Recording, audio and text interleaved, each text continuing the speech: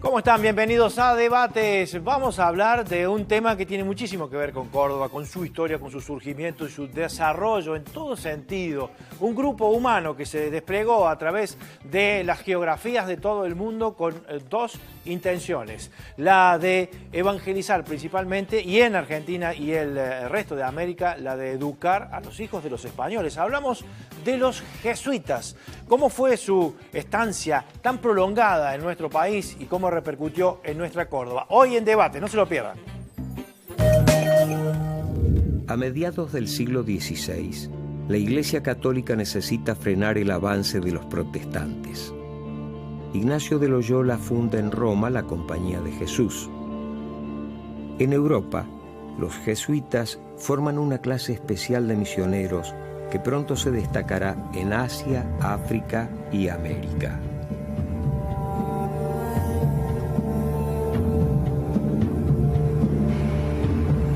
El primer lugar a donde llegan los jesuitas es a la Florida. Más tarde, en el año 1568, desembarcan en Callao y entran en Lima.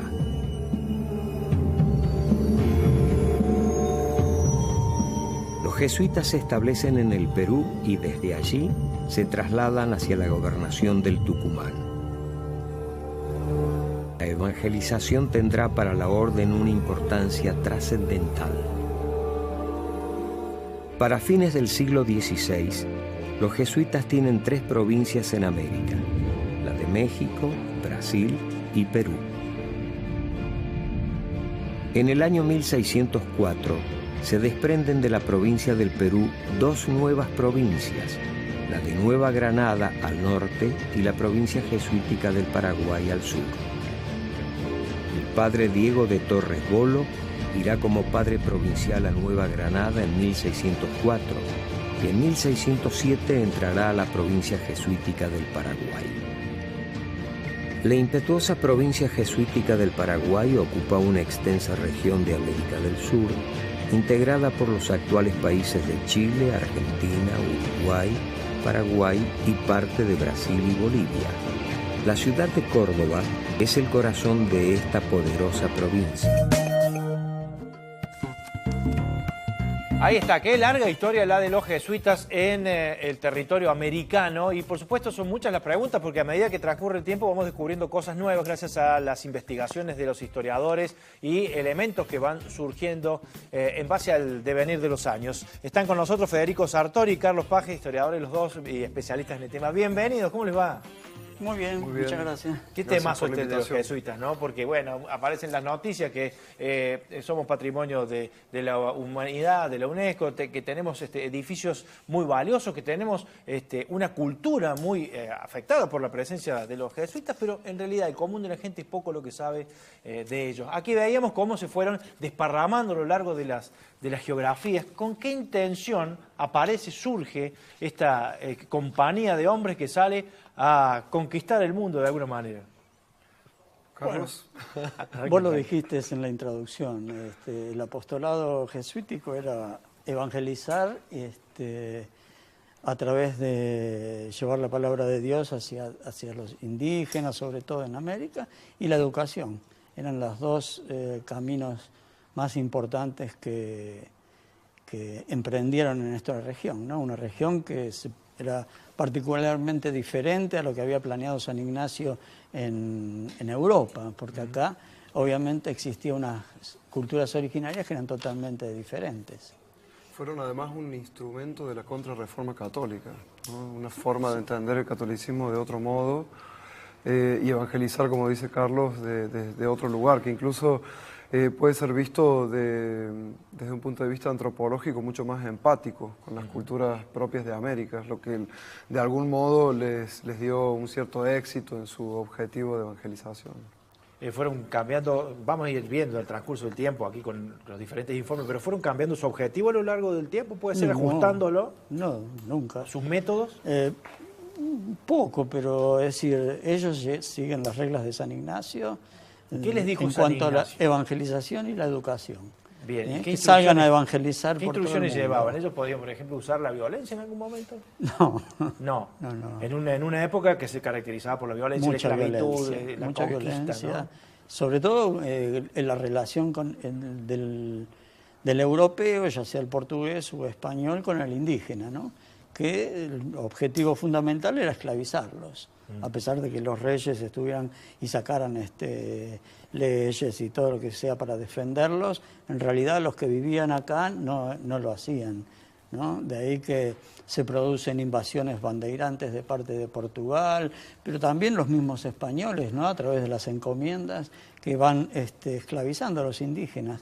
Yo siempre cuento que, por ejemplo, los jesuitas del Chaco, los jesuitas en la evangelización del Chaco, que fue mucho más dura porque la cantidad de naciones que existían, indígenas que existían en el Chaco era numerosa, cada vez que avanzaba un ejército de españoles para someter indígenas, los jesuitas se anotaban como capellanes a los efectos tenían una fábrica de crucecitas en Candelaria, una misión, y iban con las crucecitas poniéndosela a los indios a medida que avanzaban adelante de los españoles para distinguirlos de que estos eran cristianos, no los podían tocar, no los podían decir. Avanzaban y mataban y esclavizaban y no tenían freno, ¿no?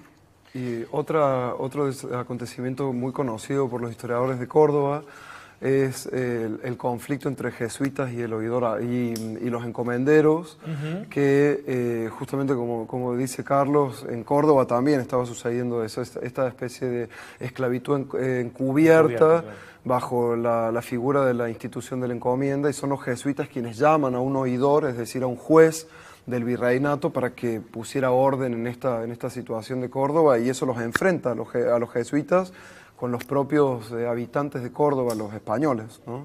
Bien, eso lo vamos a ver en un ratito nada más, lo vamos a ir profundizando. Está bueno introducirnos de esta forma para que haya una pincelada respecto a, primero, qué intención traían los jesuitas y después cómo fueron integrándose al territorio y a la población existente. Seguimos repasando entonces instancias de este avance desde el norte de América del Sur en realidad, y cómo fueron desparramándose. ¿Qué querían hacer los jesuitas con la población de españoles, la población de los indígenas, y cómo fueron logrando sus objetivos poco a poco? Les tardó muchísimo tiempo. Veamos.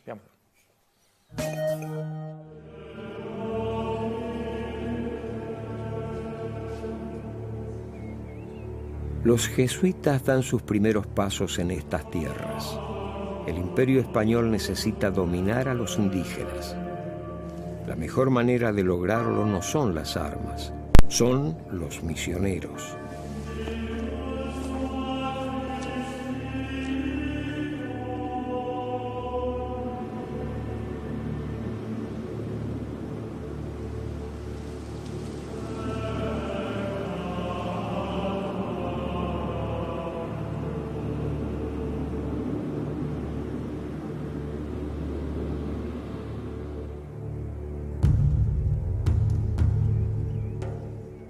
Los jesuitas buscan educar a los hijos de los españoles. Con este objetivo fundarán colegios en todas las ciudades. En Córdoba crean el Colegio Mayor o Universidad.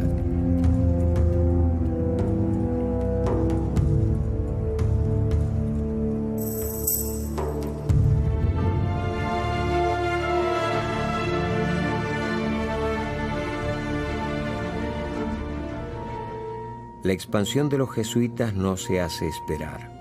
Diego de Torres Bolo ha vivido en Cusco, Lima, Cartagena de Indias, Potosí y Santiago de Chile, siempre al servicio de la compañía.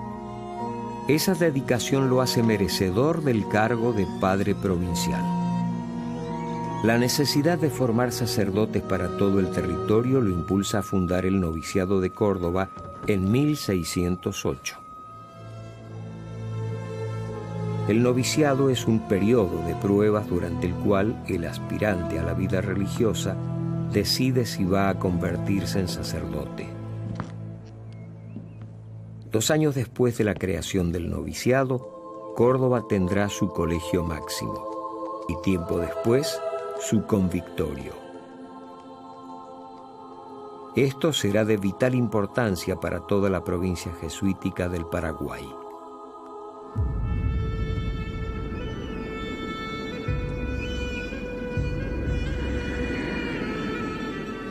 La historia de esta orden se escribe día a día. Ignacio de Loyola, Claudio Acquaviva y Diego de Torres Bolo son algunos de los hombres que ya forman parte de ella. Pero hay otros padres que tienen un destino anónimo. Saben que sus nombres no trascenderán.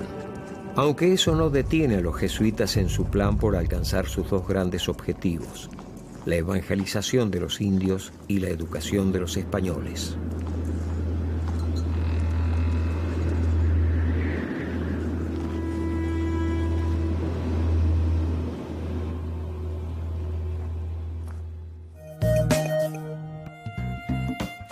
Y aquí vemos, Federico, que Córdoba se transforma en el epicentro de esa provincia del Paraguay que se le denominaba, ¿no? Claro, ellos toman a Córdoba como el centro de operaciones de todo este territorio, y es por eso que en Córdoba establecen el Colegio Máximo, que es el lugar a donde forman a futuros jesuitas. También reciben en el Colegio Máximo a laicos que quieren recibir formación de altos estudios, y empiezan a otorgar grados académicos en 1622 cuando llegan los permisos del rey y del papa, que en realidad no es un permiso exclusivo para Córdoba, en realidad es para todos los colegios máximos jesuíticos que se encontrasen a una larga distancia de las universidades principales, en el caso nuestro de Lima, ¿no? Pero precisamente por eso, tanto el Colegio Máximo de Charcas como el de Córdoba y tantos otros reciben esta posibilidad de otorgar títulos universitarios. También en Córdoba van a establecer un noviciado y van a establecer tiempo después, hacia finales ya del siglo XVII, un convictorio, un lugar de residencia para alumnos que no vivían en Córdoba, pero que querían estudiar en el Colegio Máximo de los Jesuitas y no tenían la posibilidad económica de hacerlo. Los primeros pasos de la universidad.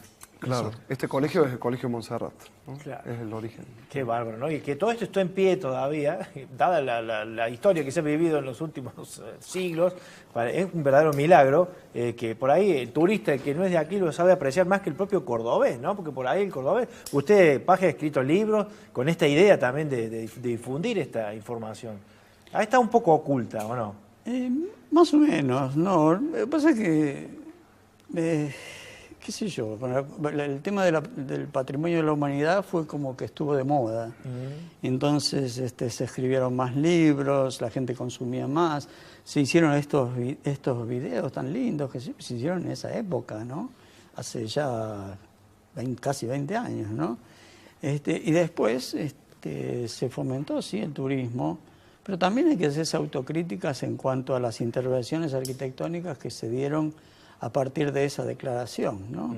Porque yo siempre digo, y sin tapujos, que fue como darle dinero a un mono con navaja, porque hicieron estragos en la mayoría de las estancias. Pero bueno, son los gajes de las declaraciones de la UNESCO, que en realidad, y los estamos padeciendo hasta hace poco, cuando el cura de Altagracia se le dio por levantar los pisos de la iglesia, ¿no? Y todo ese escándalo que se armó, eso pasó antes de ayer, ¿no? En el 2000. Pero es una sucesión de cosas en donde el patrimonio es tan relativo, el cuidado. En realidad importan otras cuestiones en torno al tema del patrimonio. La ubicación de los jesuitas en Córdoba significaba una posición estratégica para apuntar hacia qué nuevos objetivos desde un terreno que, claro, es equidistante de muchas partes de la República Argentina. Claro, ¿no? Incluso era mucho más amplia la provincia, era equidistante sobre todo con las misiones del Paraguay y con Chile. Después, bueno, cruzar la cordillera fue bastante complicado y se desprende la viceprovincia de Chile, después se hace provincia, que incluía todo el Cuyo, ¿no? Mendoza, San Juan y San Luis incluyen la provincia después de Chile. Es decir, Córdoba quedaba distante con Buenos Aires, con las misiones, ¿no? Tan importantes, y con el norte de Argentina y sur de Bolivia, donde en Tarija fundan una residencia y también se dan las misiones de chiquitos.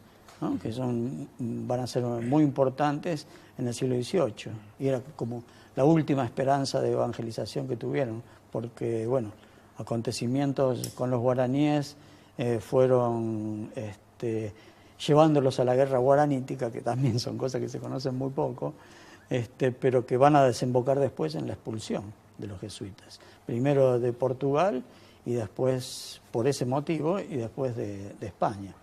Creo que en relación también a la elección de Córdoba, volviendo a esto que mencionabas recién, me parece que es importante tener en cuenta que lo distinto que era el mapa político del territorio en la época que estamos hablando del siglo XVII, ¿no? Es decir, Córdoba era realmente una de las ciudades más importantes fundadas desde el Alto Perú hacia el sur.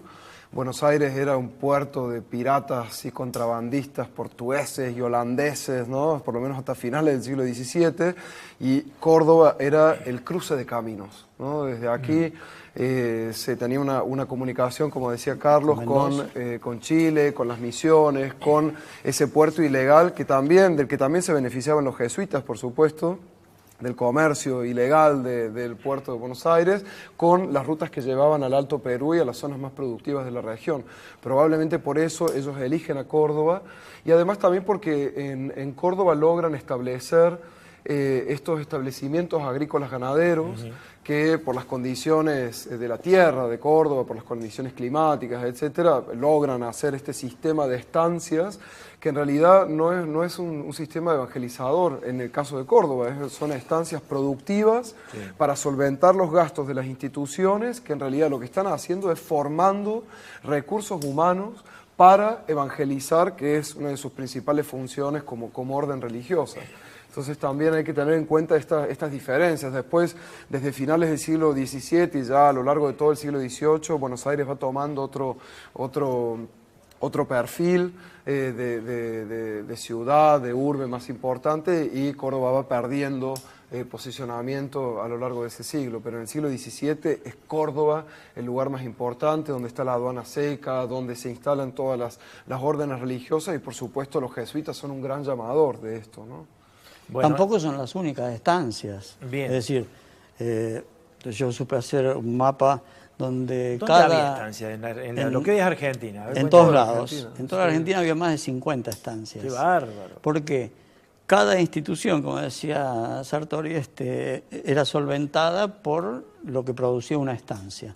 Cada institución significa el colegio máximo, el noviciado, el convictorio, los gastos de provincia, del provincial, que para eso estaba Santa Catalina, los gastos de los ejercicios espirituales, que hacían, que era la estancia de San Ignacio, pero a su vez había residencias y colegios menores, que se distribuían por todo el territorio, es decir, en todas las ciudades españolas, que no eran más de 10, estaban asentados los jesuitas y tenían ahí 1, 2, 3, 5 estancias en Tucumán, en Paraguay, en Asunción, en todos lados. Es decir, solamente que, bueno, acá estaban las más importantes porque solventaban los gastos de las instituciones más importantes, es decir, la universidad, el noviciado, el convictorio, los gastos del provincial, que eran bastante cuantiosos porque tenía que recorrer toda la provincia todos los años, tenía que mandar procuradores a Europa, que salían para informar personalmente al general de la Compañía de Jesús de las cosas que estaban pasando, es decir, era mucho gasto y eso se solventaba a través de las estancias. Increíble. Bueno, en un ratito vamos a hablar, ahora vamos a hacer la pausa, pero vamos a hablar, sí, de lo que planteábamos al principio, el conflicto con los encomenderos. ¿Cómo fue que los jesuitas pusieron una alternativa a esto de la esclavitud que se estaba ejerciendo en el territorio americano para demostrar que las cosas se podían hacer de otra forma? Pero no les salió tan barato tampoco a ellos. A la pausa, ya venimos.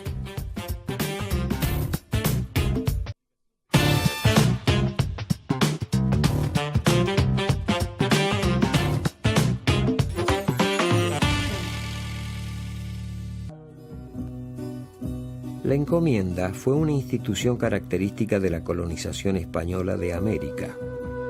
El español o encomendero explotaba a los indígenas con el objeto de percibir los tributos que debían pagar los indios a la corona por su condición de súbditos del rey.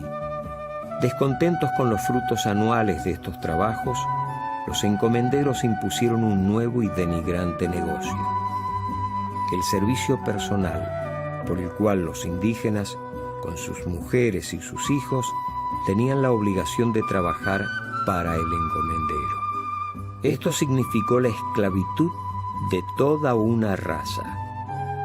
Los jesuitas se opusieron con firmeza a estos abusos y condenaron el servicio personal argumentando que constituía la principal causa de ruina en las Indias. En una medida sin precedentes en las colonias, los sacerdotes les ofrecieron a los indios la posibilidad de un contrato justo por el trabajo que realizan. Sus prédicas en contra del servicio personal les ganaron muchos enemigos entre los encomenderos y las autoridades. Estas últimas retiraron el apoyo económico que la compañía necesitaba para mantener a sus padres y novicios, que eran cada vez más numerosos.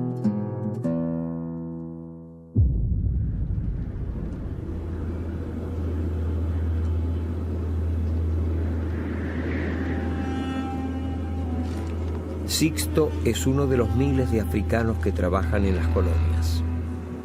Es la época de mayor auge del tráfico de esclavos.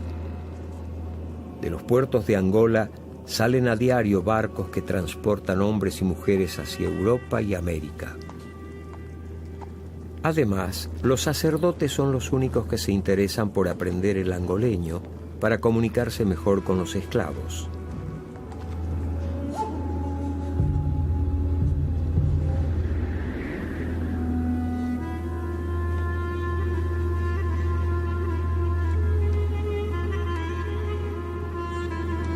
Años más tarde, para financiar sus colegios en medio de la pelea con los encomenderos, los jesuitas crean sus estancias, que se extenderán por enormes y casi desconocidos territorios para convertirse en un fértil sistema económico.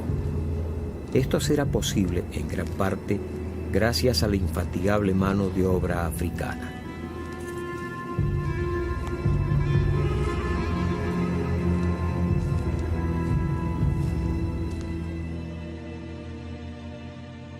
Ante las dificultades económicas que enfrentan por negarse a la encomienda, los jesuitas deben buscar otra manera de financiarse. Encontrarán la solución fuera de la ciudad. Los jesuitas adquirían estancias pobres y de escasa producción y las modificaban por completo. La compañía compró la estancia de Colonia Carolla en 1616. Fue la primera que tuvo en Córdoba. Los padres eran hombres con amplio conocimiento de filosofía y teología, pero también les interesaban otras áreas del saber. Aquí en Córdoba desarrollaron habilidades como carpinteros, herreros y maestros de obra. La estancia fue administrada durante varias décadas por el padre Ignacio Duarte y Quirós, que generosamente la donó a la compañía. Desde allí todos los meses se enviaban a la ciudad sacos de harina, vegetales y frutas. La producción estaba destinada al sostenimiento del Colegio Máximo de la ciudad de Córdoba.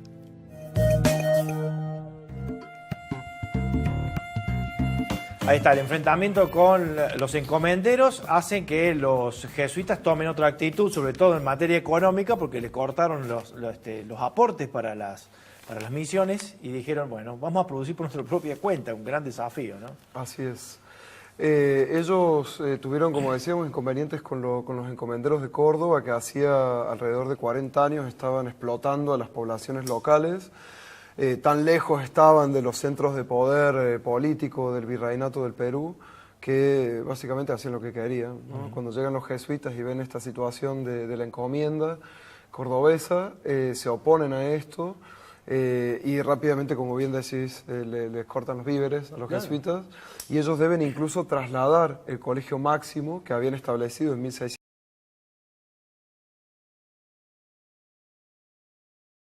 durante un año, porque no tienen ni siquiera dinero para solventar los gastos de los estudiantes en Córdoba. Llaman a través de cartas de Diego de Torres con los oidores o jueces de la audiencia de Charcas a que vengan a ver qué estaba pasando en Córdoba. llega el oidor Alfaro, que un dato no menor que hablábamos fuera de cámara, que el oidor Alfaro era el padre de un jesuita instalado en el Paraguay, el padre Diego de Alfaro, que además era comisario de la Inquisición, también tenía ese otro cargo. Claro. Eso es otro tema interesante, el vínculo entre los jesuitas y la Inquisición, que corre por temas distintos de los que uno habitualmente podría pensar, ¿no? Pero en relación a la encomienda, finalmente con las visitas del oidor Alfaro, la situación más o menos en pareja, pero los jesuitas ya, como bien decís, al volver tienen este otro proyecto de autofinanciarse a través de las estancias, algunas de las cuales compran, otras reciben en donación. Primeramente el trabajo es bastante lento hasta que finalmente se instalan como verdaderos núcleos productivos, que van además a ser un motor productivo para toda la región, no solamente para la orden. Y algo que también hablábamos fuera de cámara, que me parece importante y que se mencionaba en el video, es la mano de obra esclava. Los jesuitas protegían mucho a la población indígena local, pero utilizaban la mano de obra esclavizada, africana, igual que las otras órdenes e igual que los particulares. Estas estancias jesuíticas de Córdoba fueron estas bellísimas iglesias que se han conservado, incluso los edificios en la ciudad, fueron levantados por mano de obra esclavizada, ¿no? Cientos, además, en cada una de las estancias. En plena época de tráfico de esclavos en todo el mundo, ¿no? Siendo que Córdoba estaba bastante lejos de los puertos, pero llegaban acá. Pero, como decíamos, era el cruce de caminos y muchos esclavos que entraban por el puerto de Buenos Aires, se legitimaba su situación en Córdoba, ¿no? Y eso que Córdoba, paso de caminos, había un mayor control, porque en Asunción, por ejemplo, era casi nulo, ¿no? De ahí que los jesuitas y los encomenderos tuvieran enfrentamientos muy grandes. De hecho, 4 veces los expulsan los asunceños, entre ellos el obispo Cárdenas, que llegó a tomar el gobierno por poder, hizo incendiar la iglesia de los desocupar, expulsar e incendiar la iglesia de los jesuitas, que es uno de los hechos únicos en la historia de la Iglesia Católica, ¿no? Que un obispo incendia una iglesia. Pero ese conflicto encomenderos jesuitas va a estar siempre, porque bueno, porque es una cuestión que pasaba de por poder el tema económico. de poder económico. Qué increíble, cómo el poder económico moviliza y genera guerras y conflictos de todo tipo en cualquier época de la historia de la humanidad, ¿no? En ese territorio de las misiones guaraníticas, que también son bien conocidas, San Ignacio Miní, de la que está hablando Carlos, tenían esos dos frentes, ¿no? Por un lado los encomenderos y por otro los bandeirantes paulistas que bajaban de Sao Paulo, esos ejércitos privados que llegaban a las misiones a capturar y a esclavizar a los indios, porque hasta principios del siglo XVII Portugal tenía una visión distinta del indio, lo consideraba esclavo, ¿no? Entonces estos bandeirantes llegaban a este territorio del Gran Paraguay a esclavizar, a capturar y esclavizar a los... Con la complicidad española, obviamente, que al final terminan entregando toda una especie de provincia, que era el Guairá, a manos de los portugueses, y así fueron avanzando, ¿no? A través del tiempo. Brasil, desde el siglo XVII, XVI, sobre las fronteras españolas, ¿no? Que poco cuidaban. Y a veces las reducciones servían justamente para poner un límite a esa frontera e incluso utilizar a los mismos indígenas como ejércitos. Es decir, el ejército de España eran los guaraníes contra la frontera portuguesa. Vamos a ver ahora cómo, pese a todas estas adversidades, los jesuitas buscaban las maneras de continuar hasta donde pudieron, utilizando la imaginación, la fuerza de voluntad y también el conocimiento. A ver.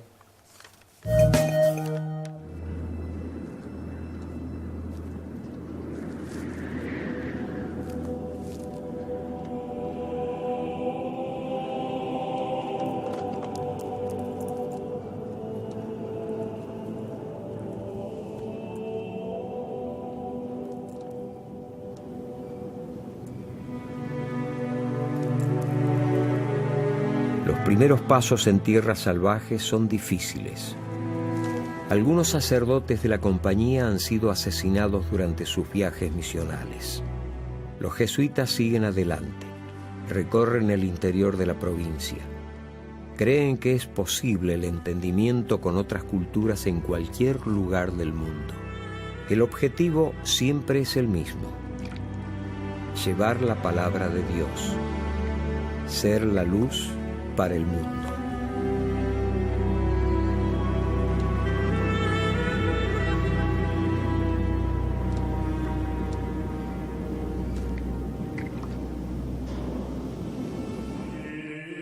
Los jesuitas conocen las penurias de la zona rural donde los españoles tienen sus haciendas.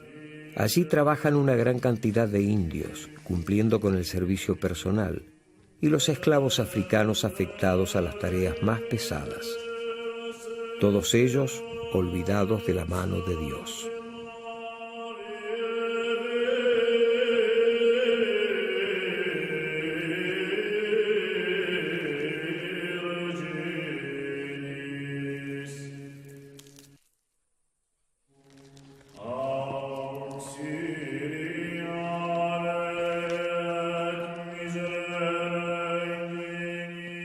Los jesuitas confiesan a los enfermos, asisten a los moribundos y enseñan a los indios y a los morenos para poder bautizarlos.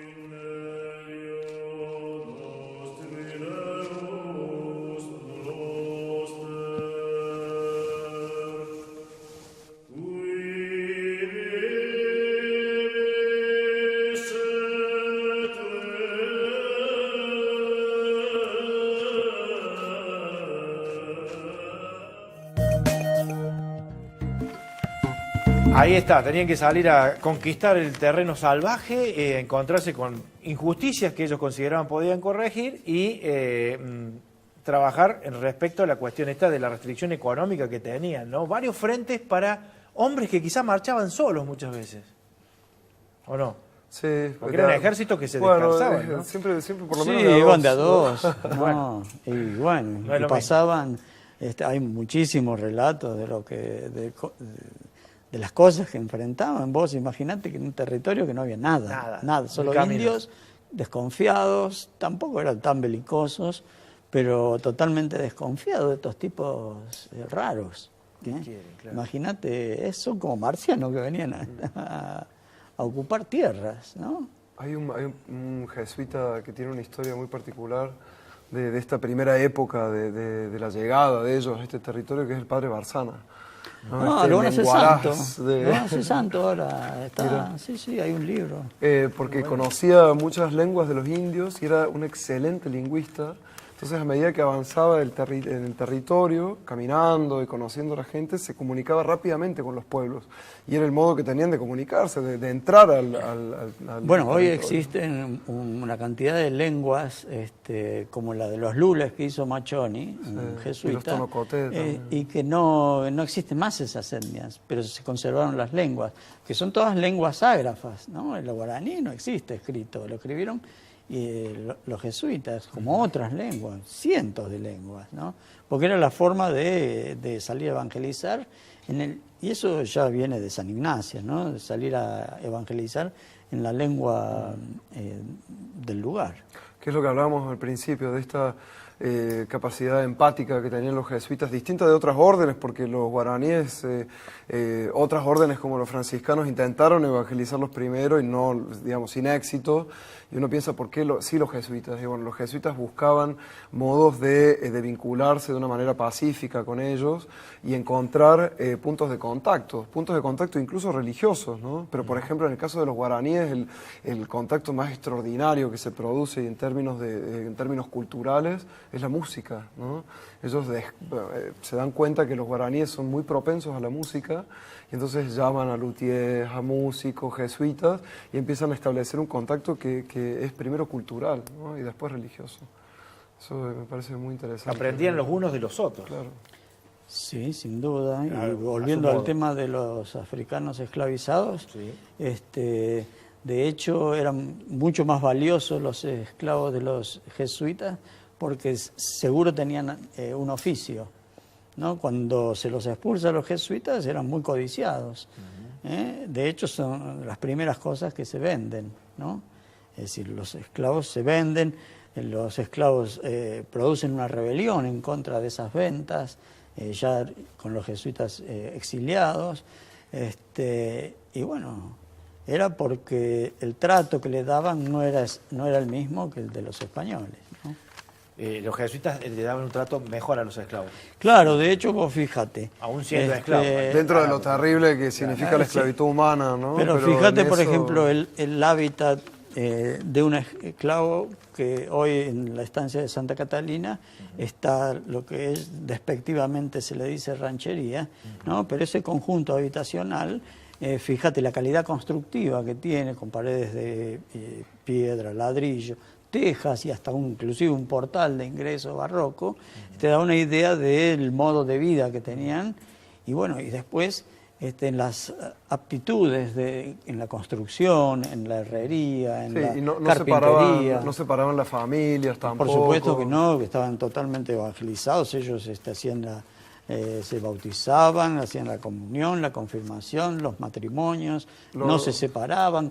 Cuando vino la expulsión, ellos no les importaba vender a un hijo y a otra familia, ¿no? Por eso se rebelan incluso. En el mismo contexto de Córdoba, en donde se ha estudiado que, por ejemplo, para el siglo XVIII, una edad promedio de venta de una esclava era de 3 a 5 años, de un esclavo niño, ¿no? Entonces eso, los jesuitas, por lo menos, digamos, dentro de como decimos, del contexto terrible de la esclavitud que ellos también propiciaban, tenían con los esclavos una actitud distinta, ¿no? No separaban las familias, les daban oficios y los integraban, como dice Carlos, al mundo que habían traído los europeos, que estaba atravesado por la vida religiosa. Entonces el bautismo, el casamiento, la extremaunción, de algún modo los integraba a la vida de los otros habitantes. Y eso ya lo vio el padre Diego de Torres cuando vos decías que había estado en distintos lugares. Bueno, cuando estuvo en Cartagena de Indias, ahí tuvo contacto directo con Sandoval, un jesuita, que escribió un libro donde hace toda una denuncia de los malos tratos que recibían los esclavos cuando llegaban a uno de los puertos principales de esclavitud. El mismo lugar, Cartagena, donde trabajó Claver, ¿no? Fue santo, ¿no? Es decir, Diego de Torres ya vino con esa idea de crear el Ministerio de Negros, como le llamaron, donde, bueno, específicamente se doctrinaba a los africanos igual que a los españoles. De hecho, las iglesias de las estancias eran iglesias para uso exclusivo de los esclavos. No es que venían a españoles que vivían cerca, nadie vivía cerca, Era muy grande, muy extenso el territorio. Cuando vemos Santa Catalina, qué hermosa iglesia, qué sé yo, eso era el lugar de los africanos, esclavos. Esto es una cosa que no se conocía hasta, yo te digo, hasta el 2000, y mucho antes las estancias jesuíticas se confundían con reducciones, ni siquiera se sabía de la presencia del afro. Después, que está entre nosotros, hay que decir, porque hay una Córdoba negra que se ha dividido entre la población cordobesa. Y queda tanto por investigar sobre esto, tantos datos perdidos y sueltos que en algún momento y esas iglesias impresionantemente grandes, hermosas y qué sé yo, habían sido construidas por ellos, para ellos. Que yo siempre me preguntaba, ¿cómo serían esas misas? No sé si... Seguro han visto cómo es una misa católica en Estados Unidos, en cualquier lado, con cantos, bailes, y bueno, eso son estudios que quedan por hacer, ¿no? ¿Cómo funcionaba? Que había de africano en todo eso, ¿no? Por supuesto, porque los jesuitas eran muy respetuosos de las culturas originarias. Fíjate que en China se vestían de chinos, son famosas las cosas que pasaron ahí. El padre Ricci. Es decir, siempre hay un respeto hacia las culturas originarias. De hecho, ¿por qué tendrían que evangelizar en la lengua del lugar? Que aprendan castellano los indios o los negros, ¿no? Claro, es la visión del otro, y para mí eso tiene que ver con que sobre todo los primeros jesuitas, y de ahí la orden se arma, porque es una orden relativamente nueva en el catolicismo, es del siglo XVI, de mediados del siglo XVI, y ellos son hijos del humanismo, del Renacimiento. Claro, hacía 50 años que se había creado la Compañía de Jesús cuando llegaron acá. esto de decir que son hijos del humanismo indica que también tenían una gran inteligencia, una gran capacidad. Todos eran profesionales. Capacitados para abordar distintos problemas, ¿no? Porque y la suficiente... problemas que se le ponían adelante y los resolvían. Sí, eran todos teólogos, filósofos, con la suficiente humildad de internarse en la selva y embarrarse hasta las orejas con tal de... Y yo a veces me digo, ¿querían evangelizar o querían salvar vidas? ¿No? Capaz que las dos cosas. Sí. Hay algo que no hemos hablado y quería preguntarles brevemente, la cuestión de la educación de los hijos de los españoles por parte de ellos. Era un objetivo que había que cumplir, pero en realidad estamos hablando ya en definitiva de americanos, descendientes de criollos, españoles, ¿no? De criollos. Sí.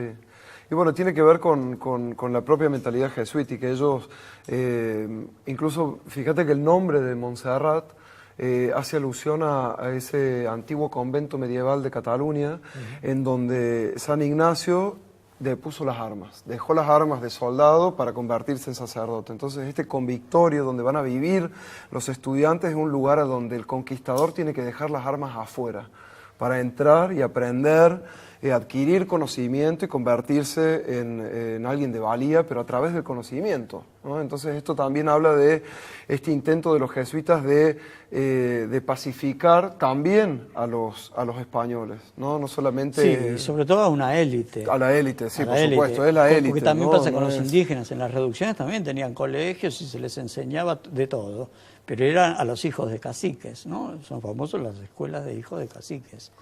Sí, como tal, Brasil como hijos de su tiempo, dentro, por ejemplo, de los reglamentos del convictorio de Montserrat, aparecía la normativa de que debían ser hidalgos o hijos de algo, es decir, no tener mezcla de indios, negros, moros o judíos por ninguno de los cuatro costados. Que eso estaba en la regla y ellos aceptaban ese reglamento de la monarquía absoluta española, pero después en la práctica quizás tenían excepciones. Sí.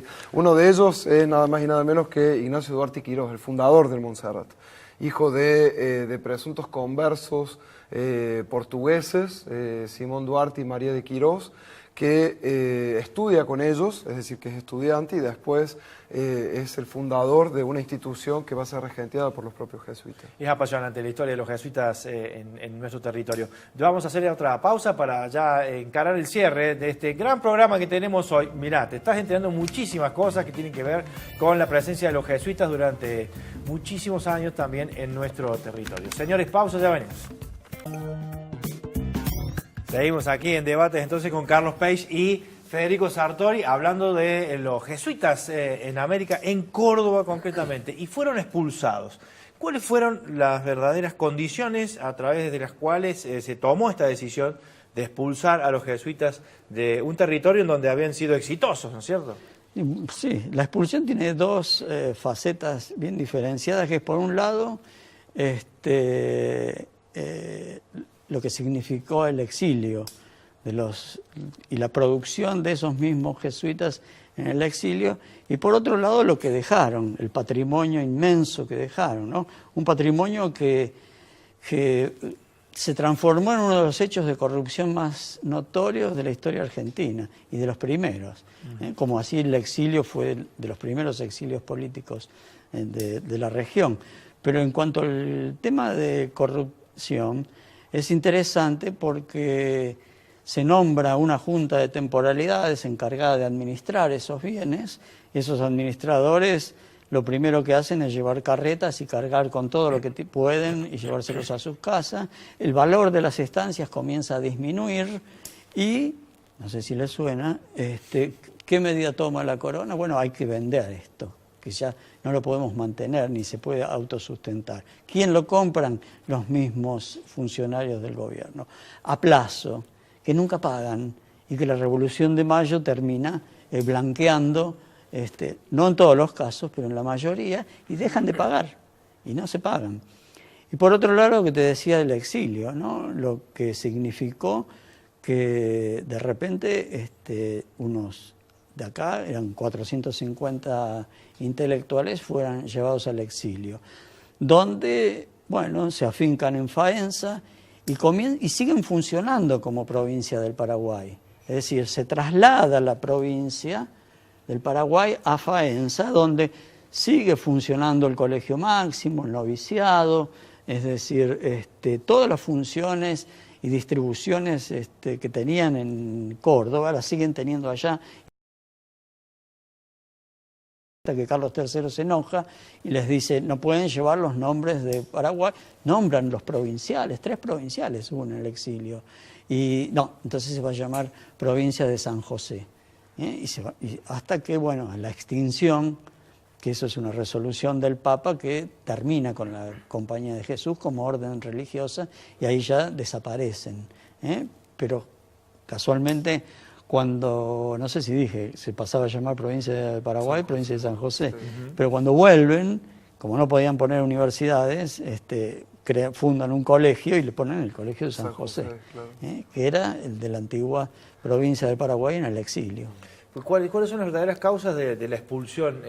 Hablando de política, de economía, claro, y de poder, ¿no? Son múltiples, ¿no? Y depende también para cada lugar, porque pensemos que no fueron expulsados solo de España, sino que cuando Carlos III toma esta determinación, en 1767 ya habían sido expulsados de Portugal y también habían sido expulsados de Francia. O sea que es algo que es un movimiento que se está produciendo en toda Europa y que probablemente los jesuitas se habían convertido en un problema para la monarquía. Problema que tiene que ver con haberse convertido casi en un estado dentro de otro estado. El caso paradigmático son las misiones guaraníticas, pero hay otros también alrededor del mundo. El poder económico. El poder económico, eran los bancos, ¿no? Imagínate que las estancias jesuíticas eran, nadie tenía eso. No había capitales para comprarlas después de la expulsión. Era un gran botín. Era un botín, lo que producían era la envidia del resto. Estos llevaban cientos de mulas. Mirá, fíjate lo que hacían. La gran producción de las estancias eran las mulas. Era el negocio del momento. No existía la patria financiera ni nada de eso. Eran las mulas. Y las llevaban a Salta y esperaban ahí hasta... ¿Quién las compraba? Los peruanos. Entonces las dejaban en sus estancias del colegio de Salta a que engordaran y que los peruanos necesitaran... mulas. En cambio los españoles no tenían dónde parar y las llevaban directamente al mercado de Salta, flacas, la mitad llegaban y las vendían al precio que querían pagar a los peruanos. Y los jesuitas no, obviamente, especulaban con eso. Y eso era terrible para los españoles, que les producía pérdidas, ¿no? Pero es probable que haya habido otra razón también, ¿no? Que es no, esa es una anécdota. La guerra guaranítica fue lo más importante. La razón política y económica es fundamental para entender el por qué los expulsan, pero quizá algo de lo que obviamente los reyes no hablaban, pero de lo que después fueron víctimas, en cierto modo, de los reyes, me parece que es la cuestión ideológica también, ¿no? Cómo los jesuitas en estas universidades y colegios repartidos en todo el mundo enseñaban de manera liberal y con ideas que de algún modo interpelaban el poder de la monarquía, ¿no? Es muy conocido ahora entre los historiadores esta idea de la neoescolástica española, esa filosofía jesuítica del siglo XVI que termina instalándose en todos los colegios y universidades jesuíticas del mundo, que cambiaba de algún modo la idea de la concepción del origen del poder. Y el origen del poder se lo otorgaba obviamente a Dios porque pertenecían a la Iglesia Católica, pero se lo entregaba al pueblo para que se autogobernase a través de la figura de un monarca. Y eso es de algún modo el argumento que utilizaron los revolucionarios de mayo de 1810 al momento de utilizar lo que se conoce como la máscara de Fernando VII, ¿no? Es decir, nosotros te guardamos el poder porque en realidad como el rey está preso, el poder vuelve al pueblo, ¿no? De hecho, la expulsión de Portugal se hace por regicidio. Es decir, los acusan a los jesuitas de querer matar al rey. Esto es una anécdota muy interesante, muy linda, pero el tema era ese, que habían cambiado, es decir, habían dado autoridad al pueblo como para que el pueblo se pudiera levantar frente a la monarquía cuando fuera tirana, ¿no? Verdaderos revolucionarios, hay que decir. Eso causaba... y aparte Europa estaba gobernada por una familia, de los Borbones, ¿no? Así que estaba todo perfectamente armado. Incluso la extinción de la Compañía de Jesús, es decir, primero es la expulsión y después la extinción pontificia, eso fue por un lobby que hace Carlos III con sus embajadores, con un papa, a cambio de que le devuelvan unas tierras en Aviñón, qué sé yo, al embajador lo nombran conde después, de Florida Blanca, es decir, fueron todos manejos... Trucos de la política. Claro, Sí, porque sí. la monarquía estaba en jaque, ¿no? Pensemos que poco tiempo después de la expulsión de los jesuitas se produce la Revolución Francesa con la decapitación de los reyes, ¿no? O sea que hay algo... Un contexto preocupante. Que no podían tapar el sol con las manos los reyes, y los jesuitas pensaron que con la expulsión de los jesuitas eso se iba a terminar de algún modo y era algo Claro, imparable, ¿no? la expulsión de Francia se produce, los acusan a los jesuitas por... En la isla de Martinica, ¿no? Sí, por, ¿cómo se llama? Malversación de fondos o corrupción o no sé qué. Todos son inventos, ¿no? La expulsión de España se ha traído del motín de Esquilache, que fue un motín porque el ministro de Economía había subido el precio del pan por las nubes y entonces habría mucha pobreza, Carlos III es el rey de las grandes obras, en Madrid, qué sé yo, pero había mucha pobreza.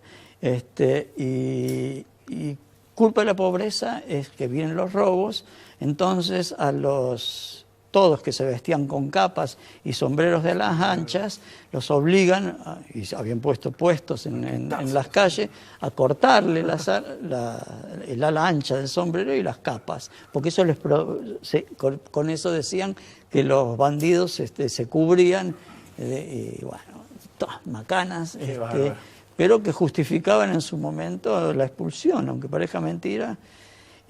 Pero antes de eso la guerra guaranítica también fue muy importante y puso también en jaque a los portugueses y españoles, porque los guaraníes, de los 7 pueblos que se ubicaban en Brasil, esto es largo de contar, pero Claro, te lo cuento enseguida, Tordesillas. se enfrentaron a los ejércitos de Portugal y España asociados, ¿no? Y con los jesuitas atrás, Asusándolo. claro, y eso fue creo que el comienzo del fin. Una sucesión el comienzo del fin de los jesuitas. Una olla presión que explotó en un momento. Claro, ¿no? porque les Aplastándolos, quitar sus pueblos, ¿no? Nos encantó tenerlos aquí. Es para hacer otro programa directamente, para sumar cosas. Podríamos tranquilamente hacer otro programa aquí en nuestro debate. Gracias por estar y gracias por tanto algo más para aquellos que estén escuchando este programa. Hablábamos al principio que muchos del patrimonio jesuítico de Córdoba está descuidado, algunas de las estancias están se caen los techos, están en mal estado, etcétera. Yo creo que lo que cada uno puede hacer como ciudadano es visitar esos lugares, conocerlos, hacer de turista también al interior de la provincia, porque de ese modo es la única manera que tenemos de valorar y que los gobernantes entiendan que es un patrimonio que es de todos y que habla de nuestra historia, y que nosotros tenemos que ser los primeros en aprovechar, en disfrutar, en visitar, en conocer. Son 5 estancias maravillosas en los alrededores de Córdoba, Altagracia al sur, Santa Catalina, Carolla, Jesús María y la Candelaria al norte, y la Manzana Jesuítica en el centro de la ciudad. Todas para visitar y para disfrutar. Investigar, por supuesto, porque nos han invitado a hacer eso. Muchísimas gracias. Gracias a vos. Gracias, Carlos, Federico. Bueno, fantástico el programa del día de hoy, señores. Los jesuitas y Córdoba. Fíjense ustedes cuánta relación con nuestra historia actual. Nos tenemos que despedir. Nos encontramos a las 21 mañana en Debates. Un abrazo. Gracias.